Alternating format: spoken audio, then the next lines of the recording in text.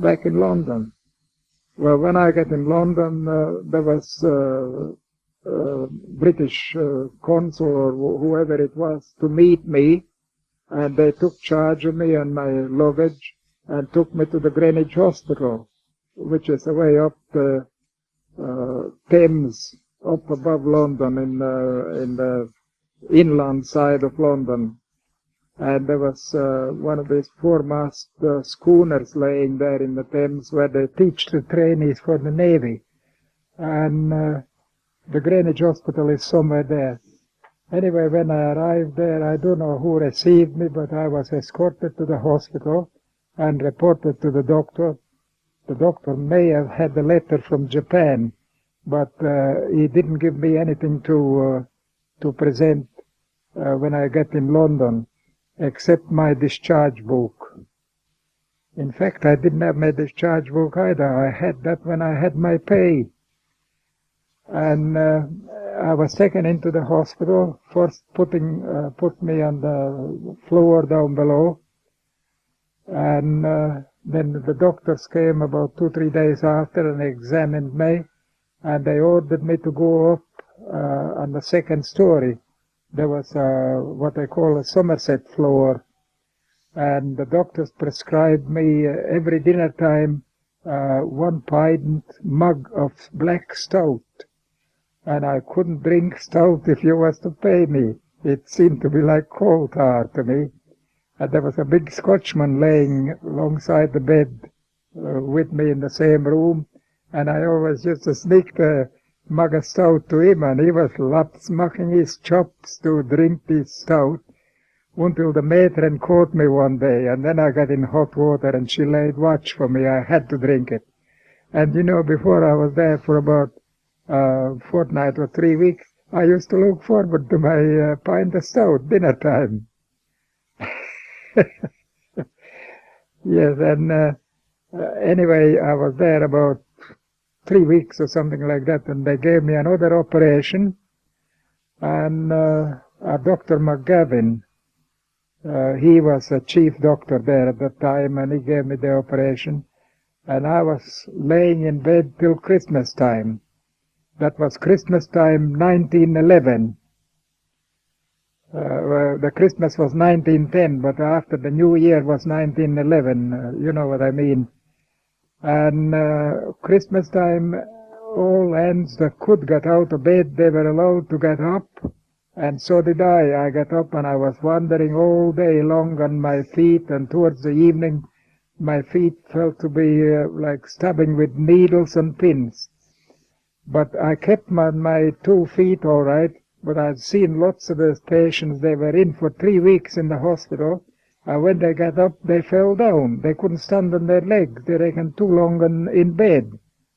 But I kept all day going from ward to ward, singing carols, and we had Christmas presents and turkey for Christmas dinner, turkey and chicken and ham, and we were doing things in great style. But wasn't I glad to get back that evening in bed? And so I stayed there until, yes, about springtime, when they discharged me out of the hospital and took me to the shipping office and paid me off. I had 7 quid to come to me, and they gave me a discharge book. The seaman's discharge book is a kind of a blue passport, blue book, and covered with canvas, and a porthole on the outside covered with your name on. And so I was properly discharged now from the hospital and everywhere, but I had that 7 quid, and I was going to have a holiday by hook or by crook.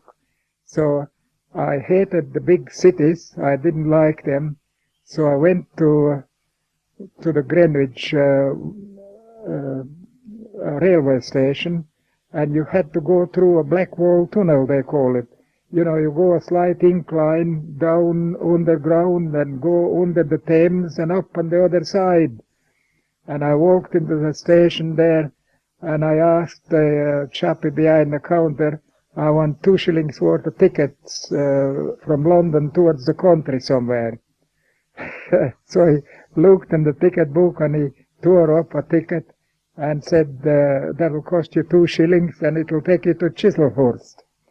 Well, I said, is that out from town to the country? He said, yes. So when the train came, it showed me where to go, and I went in the carriage, sat down, and I had a good long ride. I think those days you could ride on the train for about a farthing a mile. And when the 2 shilling trip was up, they said, it's Chislehurst. And I got out of the railway carriage, and the railway line seemed to be up on a built-up bank, looking on each side. On one side it was all flats, like paddocks. They call it fields, I think, in England. And the other side, where the road was coming towards the station, you was looking downhill, and down in the gully there was lots of green trees growing, and I could see a roof of a house. And I inquired in the station what that was. And he said, this is Chislehurst East. You keep on walking down the road. There is a baker's shop and a tea rooms, and then they'll tell you where to go to Chislehurst West. It's a town like Kaikoura, divided in 2 parts, east and west. And I walked to the baker's shop, and on top of the door was marked bakery and morning and afternoon teas. So I went in and asked for a cup of tea and something to eat. And the baker was very deaf. He couldn't hear what I was talking, but his wife was very good and very attentive. And she gave me this morning tea and the sandwiches. And I sat down and yarned there for a while, and I tried to make myself familiar where I was. And I told him that I come from London and I've been in the hospital for a long time. And they told me everything what there was. She said, in Chislehurst, when you go down further downhill, you find some old Roman caves. And you can go in there, not every day, but I think it was every other day. There was a guide coming on taking you in those old caves. And there was electric light fitted in for several miles inside, but a lot of them were still dark. And they threatened me not to go out of the electric light or I'll be losing myself. But I couldn't lose myself because the guide came with me all the time. And he took me down to what he called the center of the cave. And when you looked straight up in the air, you could see just a little wee white speck. That was the sky. And when you looked down the bottom, they took a little stone in their hands and held over the center of it and let it go.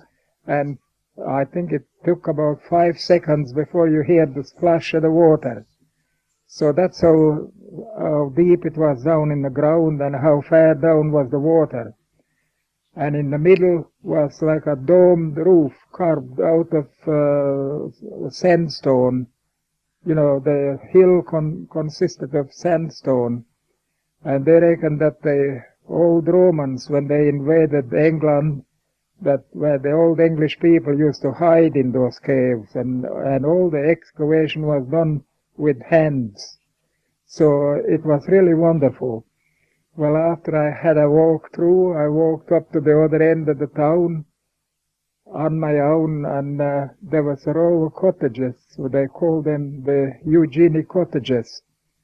And in one of the cottages was a placard in the window, board and residence to let.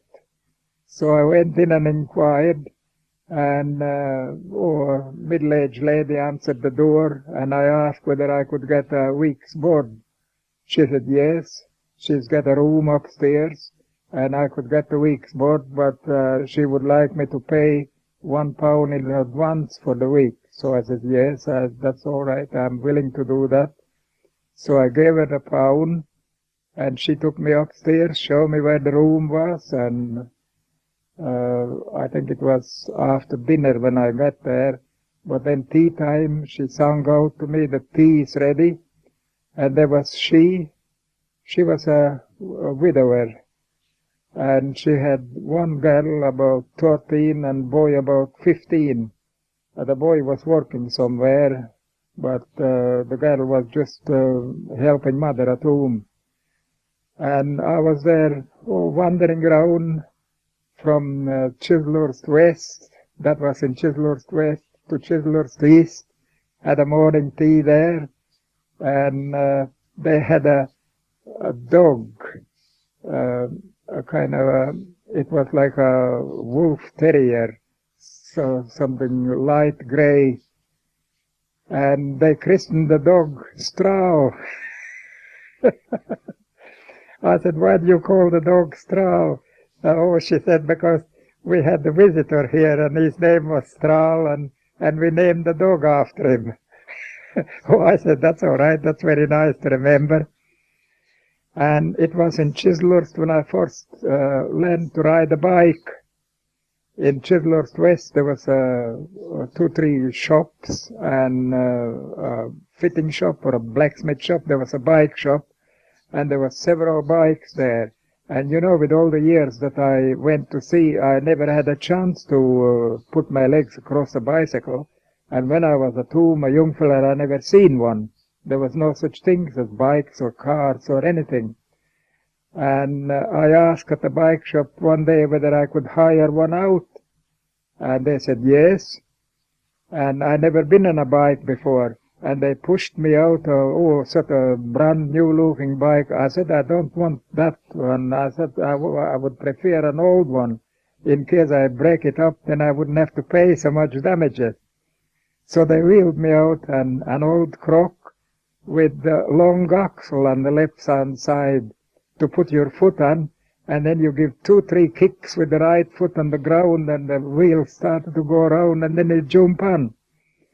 And I took the bike, took it out to the commons. Commons was a paddock of gorse with roads, and each side like it was a triangle paddock. On each angle there was a road went somewhere. And I picked his bike out on the road and put my left leg on the axle and give it a good old push and jump on, and over I goes on the other side. And then I found eventually if I push the bike in a low ditch and get on it then, and then paddle myself very hard to get out of the ditch, and then I stood on for a while. And I was there for about the first week. Nearly every day I went and got the bike out and landed on it, and it cost me 6 pence an hour for hiring it. But I was quite thrilled with that. So when the first week was up, I paid another quid, and I thought I better make a welter of it while I was out in the country and stay another week. Oh, I properly learned to ride the bike good. And there was not far from Chislehurst, there was a big mansion, or what they call the big squatters living there. You know, they kept servant maids. And in one of the places was a Latvian girl.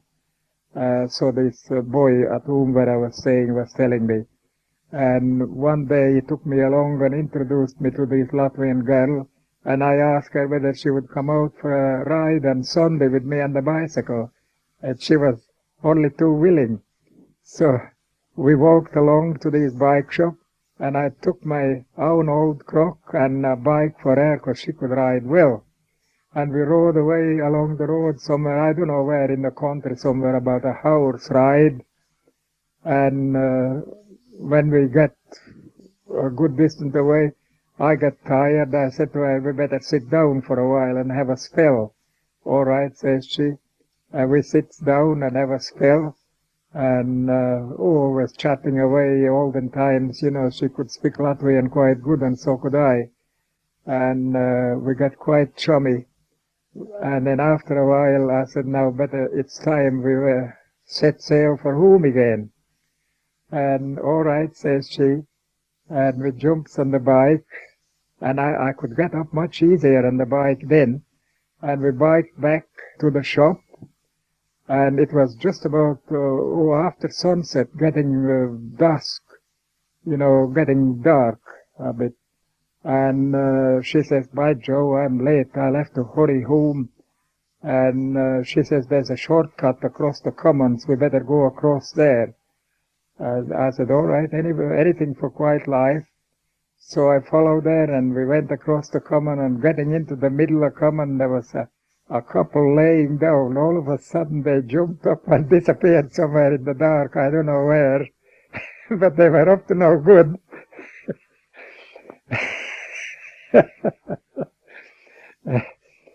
Anyway, I took her home and took her to her gate. There was big gates, she had to go in. And we said good night, and I went back home, she went in, and I never saw her again, because my fortnight was very near up, and then I had to go back to London. When I went back to London, I was all square at the place where I was staying, and I called in the baker's shop, had a morning tea, and I was talking about coming out to New Zealand then, because on the passenger ship where I went from Japan to London, there was a lot of pamphlets printed with pictures of New Zealand, the different parts, what beautiful country it was, and prosperous, and they wanted emigrants to come to New Zealand.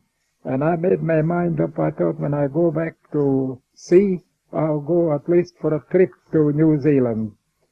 So when I got back to London, I went to the sailor's home. That only cost 6 pence a night to go to sleep. It was like a man of war. You go up about 3 stories up on an iron ladder and up the iron grating, and you go in the bunk and pay 6 pence and you sleep at night. Well, daytime you're free. Well, eventually I went to the Millwall docks, and I got a job on what they call a weekly boat, on a small ship. And that was getting well into springtime.